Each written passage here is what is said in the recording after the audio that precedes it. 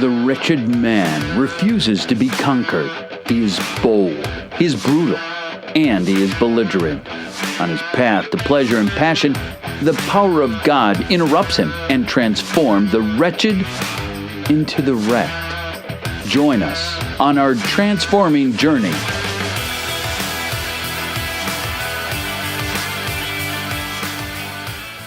All right, what's up, Wreck Nation? Good afternoon, good morning, good night, wherever you're listening from. We're hoping you're enjoying your morning, afternoon, night, and evening. Thanks for tuning in to another episode of the Wretched and the Wrecked podcast, a conversation about 21st century discipleship. Well, we're going to be doing things a little bit differently today. My fearless co-host, Matt, the one with the impeccable radio voice, is unable to be with us this week, so you guys are stuck with me. But I do have some good news for you. We've got a great guest today. He's another two-timer, a member of the Two-Timer Club. You'll know him as the author of Staying as the New Going, Guardrails, and most recently, he released his third book, Everyone's a Genius. So with that, I want to give another warm, Wretched and the Wrecked welcome to our good buddy, Alan Briggs. How's it going, man? It is great to be with you guys. Love hanging out, and excited for some conversation today. There's no favorite topic for me other than discipleship. So let's do this. All right. Yeah, I know Matt usually has the perfect intros, so I'll see how he grades me on this one. Did I hit the Bruce Buffer status at all with that one? Absolutely, man. Hey, whatever you say, Matt's not going to listen to this, so It's better than what Matt does, man. Yeah, he won't hear it. So he's like, I'm not hosting it, so I won't hear it. So it's our secret. He'll never know. No one will ever know. But anyway, thanks for taking time out of your day. We know you've got a lot going on to spend some time with us. But since you've been on the show before, I'm not going to ask you to go through your conversion story again. Because we want to give you enough time to talk about the book. And so it's a great book, a great topic, and want to make sure we have enough time to chat about it. But for the listeners out there, you guys go ahead, jump back to episode 6, fast forward to about the 5-minute mark, pause this episode, listen to Alan's conversion story. It's great. You can jump to the end, hear his wrecked moment, and then jump back over to this episode, hit resume, and it'll be like you never missed anything. So with that, man, thanks. I want to go ahead and jump in. So just take a few minutes and walk us through the book. Kind of tell us how the idea came about. The title is awesome. Kind of go into that, how God spoke to you throughout the process, and really, how do you see God using the book to minister to people? Yeah, a couple years ago, I was out at a conference and kind of putting on the typical, I've invested time and money in this. What am I going to take away from the conference? And we sat around meals and we talked about how God's church was beautiful when gathered, and how do we bring that beauty into the community as we scatter and make disciples in his name, take risks, do crazy things in the name of Jesus. And I began to think about this idea of the spiritual gifts leaving the building. And so the question that God really put on me was, what if the spiritual gifts left the building? And so we began to kind of talk about that, a couple of us over meals. And I remember waking up that next day, spending some time with the Lord and feeling convicted that every week the spiritual gifts do leave the building. They head out into the rest of their week, other than that hour and a half. And they head out into businesses and into art galleries and studios and playing fields and neighborhoods. And perhaps it wasn't that our people weren't living out the gospel. It was more about me not knowing. And so, frankly, it was a wrecked moment for me to realize my paradigm shift needed to be from inspiring leaders to go out and giving them vision for how they could live out the gospel, to actually kind of being an archaeologist and kind of digging up or discovering how they're already doing it. So that was the moment of it for me. And I began to kind of look through this idea of genius in our culture. We talk about this, but in a really pressurized way, and started to kind of look at this idea. What are the natural giftings that we do without even trying? And that has led me down a path to look through the spiritual gifts more as things that God has given us, that he's wired us to do. I call it the divine breeze. When we're doing something and it just feels like it's flowing through us, we're not efforting. And really we live in a weakness-based culture. And it's easy to celebrate the things that somebody else does well, and it's easy to dwell on the things that I do poorly. So that's kind of how we started down this journey. It makes its way into a book. I find stories along the way, and I go, how have I not seen this sooner? So the good news, Jonathan, is that everyone's a genius, but the reality is that the genius behind us is the creator, the living God. And we just kind of get to live out what he puts in us and does through us. So frankly, it's been really fun and refreshing to write this one and to tell stories and invite people into it. That's awesome. So this is actually a good segue. In the beginning of the book, you go through the definitions of a genius, and you essentially say that you and I are both geniuses because we have a genius. And so I love how that kind of goes back to the Imago Dei and everything. So for the listener, just explain what you mean by that, because that was a big, powerful, like mic drop statement for me. Yeah, in antiquity, they used to say in the Roman and Greek cultures, they would say you have a genius. And today we say you are a genius. And if we just think about that statement, if someone says you are a genius, there's pressure with that because you've got to produce brilliance every time. But really when in their cultures they would say you have a genius, there's just this idea that the muse would kind of visit you and would drop these creativity bombs on you. And whether you were a painter or a sculptor, a writer, there was this understanding that it's not coming from you. It's just kind of being transmitted through you. And so I really thought, man, our culture has sabotaged this idea of genius, sabotaged the idea of even gifting and wiring. And frankly, we've gotten sucked into it. As a pastor, we talk about spiritual gifts, and often we only treat them as something that can bless our local church body. The only way that you can exercise these is inside of the walls of the church. And we don't mean to do that. That's been accidental. But I still have had to repent of that, to say people are generally living out their spiritual gifts outside of the building and really only occasionally within our church community and within our building. So that idea of you have a genius, that was really a paradigm shifting moment for me as well, to say it's not us and therefore we don't have all the pressure. God's doing it, and we just need to get sort of healthy enough, available enough, and kind of in that posture of a steward instead of an owner. We talk about spiritual giftings, and there's all of these analysis you can take and kind of tell you where you fall in line.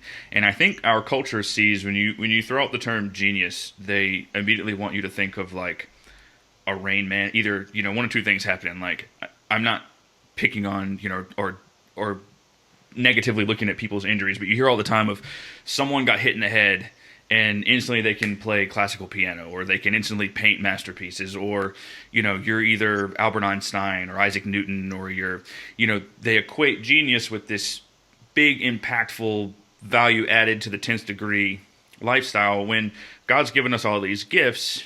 Your gift may just be to teach a Sunday school class, or to outside of the church building to create a space to further his kingdom. So how do we identify those, and how do you, because I think people feel like they don't have those gifts. Like for me, I was guilty of thinking that, I don't have anything extra to offer. I have all these skills that I use outside of the church building, but really, what am I good at with them? So how do you, the idea that we have all these skills and we have to develop them. So how do we get people to overcome that? Yeah. Frankly, I think there's two answers. Number one, we need community. And there's a mirror that community holds up to us that we just simply can't see certain things in ourselves. The good, the bad, and the ugly. In this case, we're talking about the good. We're talking about the divine, something that's truly from God. There are things that I have done my whole life, and you've done your whole life, that you don't think that's even a skill. You don't think that's even special because you've lived with it always. Mm-hmm. It's, if you ask your goldfish, hey, how's the water? A Goldie has no idea what you're talking about in that. And so really for us, you might say to somebody, that's amazing. And the natural response would be, what's amazing? Because I've always been able to do this. You've always been able to do that. And so we kind of need to be what I call genius spies. We kind of need to just be looking for areas. And then secondly, not only do we need a community to recognize it, but we need affirmation of somebody to say, wow, Jonathan, you are amazing at this. But now the burden's on you to deal with the Father with that. Not, okay, let me fill in the gaps. Now you have to work for a company and do this, this, and this. Here's your ministry. But now you have to go to the Father and actually recognize it as a stewardship and say, God, how do I steward this well? And I tell all kinds of stories in the book about, there's a gal named Kim who's incredible at running her shop. She runs a women's boutique. She connects with women in ways that not only would I never be able to, but I shouldn't. I shouldn't hang out in a women's boutique and talk to women about their lives. She's amazing and uniquely crafted to do that. My friend Simon, he's done some world-changing documentaries all over the world, telling stories about dignity and about justice and about essentially the image of God in humans. Those are the stories that he uncovers and retells in ways that I or you would never be able to. So really, I think it's number one, recognizing, and number two, just simply affirming there's power in affirmation. I mean, where else are we going to go in our culture today to get free affirmation with no strings attached? And so I believe the church and the people of God could actually be that place and that space. That actually brings me right along to my next question. And so I circled this. I've become very, I guess, active or ADD active in my reading with pins and highlighters and circles and squares. You say in the book that, God doesn't reserve these gifts for the people that I just mentioned before. A select few. They're breathed out to everybody. So they don't just happen upon us. So how do we once we identify what we're good at, someone affirms you affirm to me, oh, hey, you're great at, doing X, Y, Z. So then how do you engage, how do you start down the path of discipline to honing and sharpening those skills? I talk some about the creative process in there, and there's not one process. We all need to develop one. And so I've been spending time with a lot of writers and basically saying, if you have to imitate my process of writing for a while, go for it, and then find your own. And so imitate until you innovate. So everybody needs a process for creativity. We tend to say, well, if it's given by God, then we don't have to work at it. And that couldn't be further from the truth. If God's given it, then we need to steward it. And so if God drops a lot of money in your lap, you better figure out how to invest it well. If God drops a lot of talents in your lap, you better figure out how to utilize those well. And obviously the parables in Scripture that go directly along with that. And so, almost the parable of the genius. And so if God gives you these talents, then don't grab a shovel and hide them underground. Really unearth them. Grab the shovel and uncover them from the ground and pull them out. So I love to say this phrase: we want final draft excellence with first draft effort. And that's just not realistic. We think that even kind of freaks of nature, like these huge basketball players or football players, how many thousands and thousands of hours have they spent honing their body for those moments? And yes, I may never catch passes as a wide receiver in the NFL, but the reality is they've spent years honing the gifts, the abilities, the body that they've been given by God. And the same is true of us. So there's no other way to say it. It ain't sexy, but it takes work. It takes work to develop those things. And I push into the creative process a little bit in the book and kind of expose some of the areas that I was kind of being lazy with my creative process as well. And I think it speaks well to a lot of artists that they know that to do anything that is artistic, anything that's creative, it takes work and it takes a whole lot of risk. It can be really scary too. No, I can speak to that. I was guilty for the longest time of thinking that, if I know I might have the skill set to do this, but if God really wants me to do it and it's going to be this wow factor to it, then he'll just give everything will just put right down in front of me, essentially saying, you have the forethought and the tools to put this motor together for this classic car. I would just expect God to say, well, here's the crate motor for this 57 Chevy. Shut the hood on it and go. Just drop it in there, God. That'd be way easier. And that doesn't happen. So and I think that's, like you said too, that's a culture thing. We live in this culture where we don't want to put forth all of the work to get to the end results. But like you said, that's stewardship. We'll have to answer to that one day, and that's using what we've been given to further the kingdom. And here's the cool thing is that God will never say to us, why didn't you steward the gifts that I didn't give you? And so in one sense, it's super refreshing. I don't have to steward your gifts, but man, I really better steward the ones that God gives me. Mm-hmm.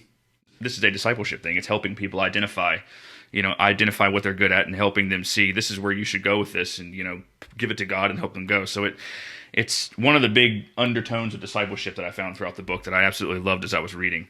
I would say, though, that if I were a betting man, I'd be willing to place a hefty bet that there are listeners right now that are wondering, like, well, you know what? maybe that meal that I cook, maybe that's something that I can use for further in the kingdom. Maybe I have this burning desire to go do this. I would just encourage you guys, just if you feel like that, pray about it, and then if you fail well. There's no harm in failure. You're not going to be perfect. So I talk about failure in the book because we really have to go at it and just expose the sort of monster hiding underneath the bed. Is that anything innovative is at the knife edge of failure? Is that by nature you're trying to do something that either hasn't been done before or has rarely been done. But who is better positioned than the people of God to take risks? Because if we fail, our identity is still intact. Is that we're still kids of the King, whether we end up in the principal's office or on the honor roll stage. And they might not fail. You might not head 100 miles an hour and break your nose against a wall. But you know what? Sometimes you just go, that didn't work. But what I find is that it builds a character. It builds my faith along the way. And we all know the verse, without excellence, it's impossible to please God. Oh, wait, no, that's just what we write in our culture. Without faith, it's impossible to please God. So get out there and take a risk. Try something, learn something, and innovate a little bit. Innovation never goes to those who try to play it safe. Yeah, I see Genius as a great discipleship tool. I've got a lot of notes in that book highlighted and circled and starred to use, in my own processes. But you mentioned the word stewardship throughout the book in several spaces, in several areas. Part of discipleship is being a good steward. And so in the book, you say that understanding the creative process helps to grow our stewardship. How do you see the Genius process or the creative process as a means to grow one's stewardship? How does that help you, live well and be a good steward with what God's given you? I think stewardship starts with the reality God has given me much. God has given me more than I could consume on my own.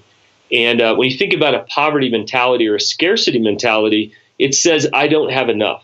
But an abundance mentality says, I've been given more than I actually need, and I'd better lift my eyes, lift my head, and think somewhere else. And so if you're listening to this and you're living with a scarcity mentality, like we all do at times, I've had to deal with even the just theology behind this to say, do I believe God has given me more than enough? And not just financially, but certainly in this area of talents or gifts. But this idea that, okay, here's my thing. I'm going to live with scarcity. I'm going to tuck it underneath something else. I'm a coach, and I work with other coaches to best find the right fit to be able to coach somebody into that. I work with other consultants in that, and sometimes I'm pushing them towards somebody else that would be a better fit. And so I'm really challenged to steward well and believe God gives in abundance. And the phrase that I love to use is, there's more where that came from. Because if it's from God, then there's not just this empty, talent or gifting bank account that's going to run out. That if he's the source, then we're just going to keep being able to give. And so there's all kinds of components there of rest and Sabbath. But if we don't believe we've been given more than enough, then we're not going to go bless the world.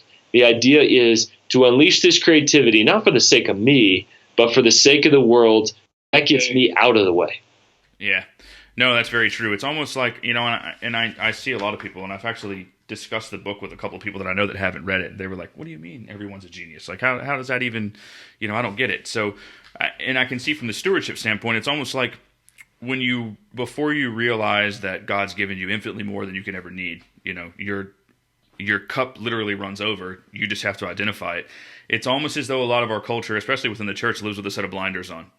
And you have to take those off and then realize that, okay, so now there's all this infinite worth. And then people can start to be reoriented in understanding. I think would you say that's kind of the linchpin or part of one of the key factors of understanding the whole Genius process is understanding that, you do have, that you've been giving infinitely more than you'll ever need. And then once you identify it, then you can start to live out. Absolutely. It's not from me, and it's mostly not for me. And if we think about that, then, it's a gift. A gift doesn't sit underneath a Christmas tree and all year long you stare at it going, man, what a beautiful package. Man, that's pretty. And no, it's opened, and that there's the joy in that process. And so it's interesting when I talk to people I ask this question that James K.A. Smith talks about in his book, You Are What You Love.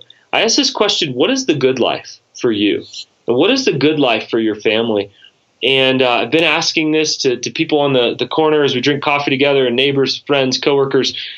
And everybody says something along the lines of contribution. Nobody says, the good life for me is just barely having enough and getting by, and then I could die someday. No, it's living a life bigger than myself. It's contribution. And so we're sort of all just waiting for our moment to be able to contribute, to be able to do something for the sake of the world and for the sake of others. And that's just a human desire. Anyone created in the image of God, whether they call Jesus Lord or not. So I think it speaks a lot. This abundance speaks to contribution, because if I've been given more than I need, then I better look for where I can give and where I can contribute.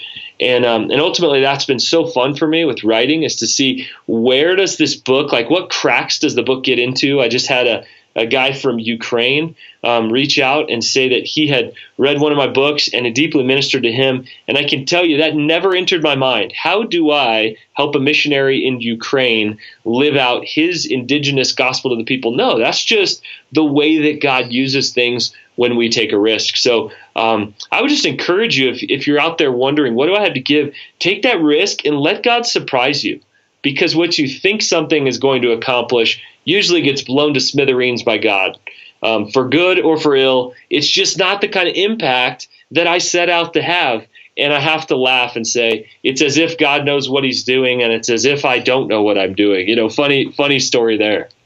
No, that's very true. I think really we all see things that we identify something that, oh yeah, this is definitely God moved. This is the door that's been opened. He wants me to go here. But then we will very quickly take that into, this is where I want to go with it.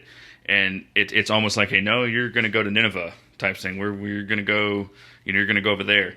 And so it's usually when we realize, oh, this is what we're doing, then we tend to try and take it off on our own. And eventually God knows what he's doing. He'll get you there. And how ironic that we're looking at other people and their shape of success, and we're saying, I want that. And the irony is, somebody could be looking at us saying the same thing. I want that kind of family. I want those kind of gifts. And Satan gets his claws in all of that. So I would just say genius envy has no place in the kingdom of God. It's earthly, and it's for what we talked about in coaching. That's a wobbly thing. That's what gets you off of center, and pulls you away from God, and gets your mind where it ought not to be, and it's getting you focused on things that are below and not from up above. So it's unhealthy. That's where I was going with that. So I've got one last big one here for you. I've said repeatedly, this is a great discipleship tool. The slug line of our show is, we're a conversation about 21st century discipleship. And in the book, you talk about one of the key factors of ministry in the 21st century is to help people discover their God-given gifts, equip them, and then relaunch them out into the world. So what role do you see the church? How does the church kind of recenter and get back to this process? And what role do you believe this plays in the 21st century church and within 21st century discipleship in this interesting time that we live in? I am a pastor, so I'll just say that I love the local church, warts and all. She's the bride. And I get the opportunity to go and speak into, meet with teams and consult with different teams and coach church leaders and speak in churches. And I'll just say, every church has a genius as well. And so just as I would say, don't have genius envy for another leader personally, we need to not have genius envy for another church. Is that every church is given a unique and specific mark. But I believe that every church can be a genius lab, a place where we identify and develop. And really in develop, we're just talking about this discipleship term that I would call apprenticeship, that we apprentice people in those areas. And it might not look like the Renaissance in the sense of being patrons and physically sponsoring artists or creatives or some of the right brain thinkers that we haven't necessarily launched very well into our culture. But I think we can really find ways to affirm, to get behind, and to share the work of and the good work of folks. When we think about kind of this genius lab idea, C.S. Lewis said that he couldn't find this divine spark among, or it wasn't predominant among the religious people of his day, but it was predominant among the makers and those working on ships and those working with wood. And so really, I think if we're looking to the makers of our day, if we're looking out within businesses and families and soccer moms and coaches, I see the people of God and the work of God alive and well. And so don't believe all these things that say because church attendance is shrinking and our culture is changing, that God is not on his throne and he's not at work. I think we need to view our churches largely as genius labs that are here to affirm or to recognize, affirm, and develop God's people and what they're uniquely wired to do. And let's celebrate it. It's going to look quirky and weird and fun and like a Freaks Like Me club. But guess what? That's part of what the church is. So I get a lot of joy in seeing that diversity. And I think we, as especially as church leaders, the onus is on us to be able to create that kind of space.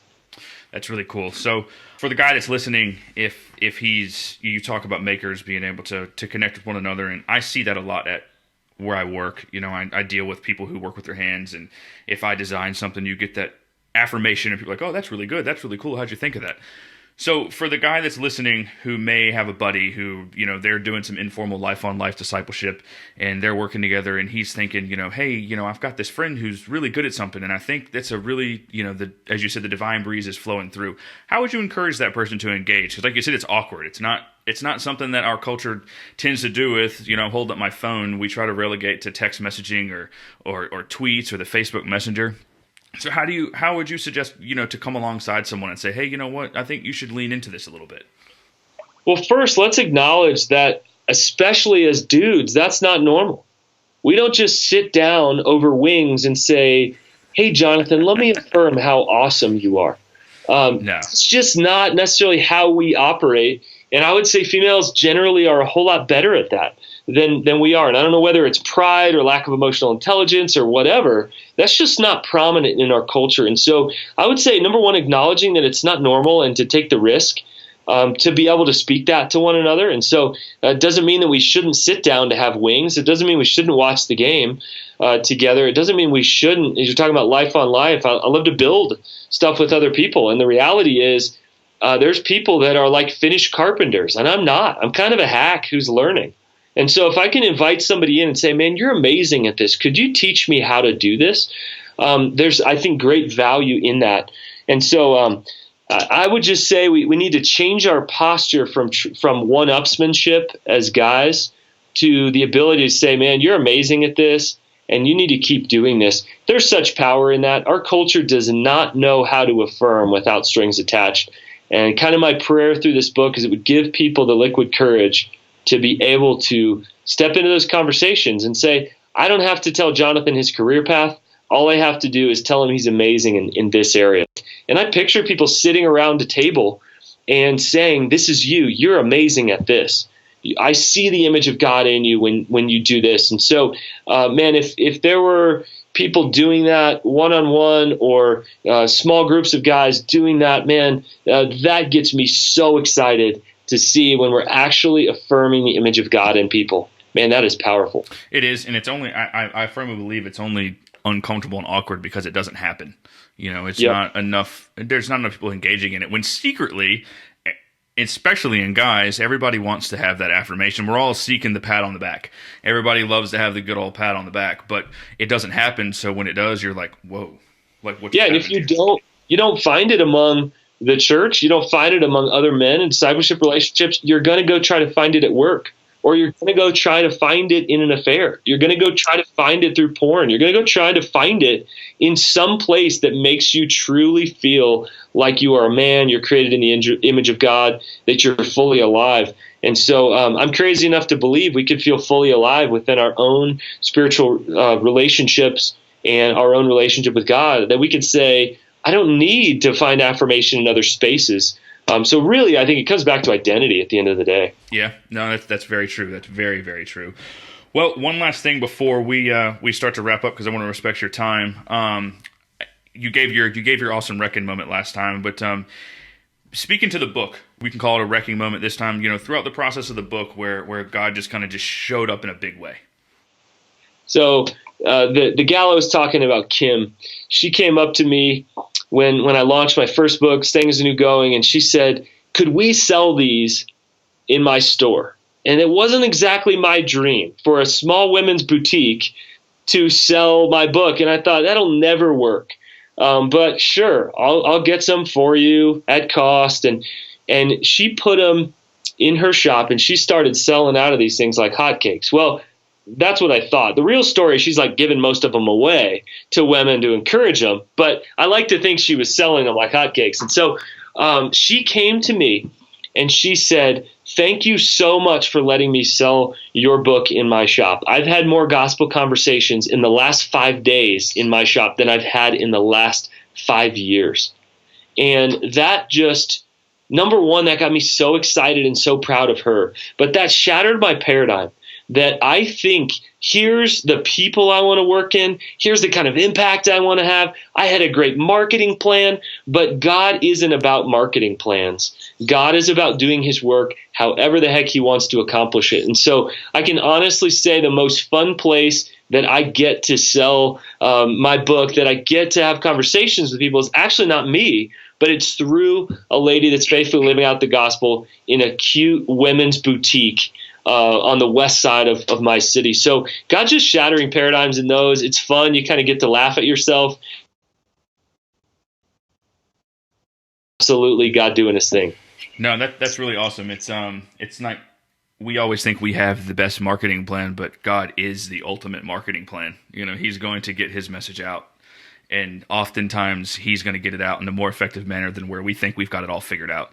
So that's awesome. So, man, I want to thank you for coming on and hanging out with us. I know you've got a lot going on and taking some time out of your day. Real quick, let the listeners know where they can snag a copy of Everyone's a Genius and the best way to get it, easiest way, and how to stay in touch with everything you have going on. So you can go ahead and head to alanbriggs.net. That's ALANBRIGGS.net. And we'll show you a little bit more about the book. And there's a trailer video there that kind of explores some of the characters that I talk about within the book.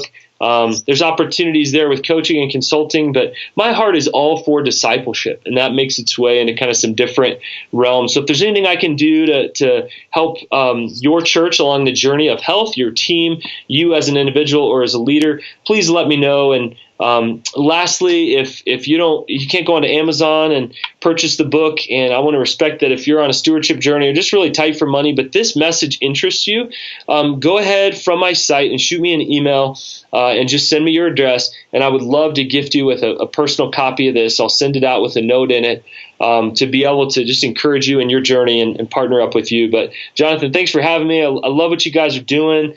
Seeing God wreck people is awesome for me to watch. It's like wipeout videos that we get to go online. It's just so fun to watch people get wrecked by God. And thanks for what you guys are doing. Keep it up, man. Oh, man, thank you. That means a lot. Yeah, it is cool. When Matt and I were coming up with a title for this, we were like, yeah, that's interesting. And all the guests are like, oh, well, who's the wretched one? Who's the wrecked? And what does that mean? And, it's just been really cool. It's nice, like you said, to see God come in and just crash through the walls and just wreck people's lives for good. And it's empowering to hear. And we do this for other people. We don't do it to be able to sit down and talk to cool folks like you. It's fun, but it's the whole point is to get the message out to God's people so that if one person hears it, that's one more person that's been impacted. So I want to thank you for coming on today.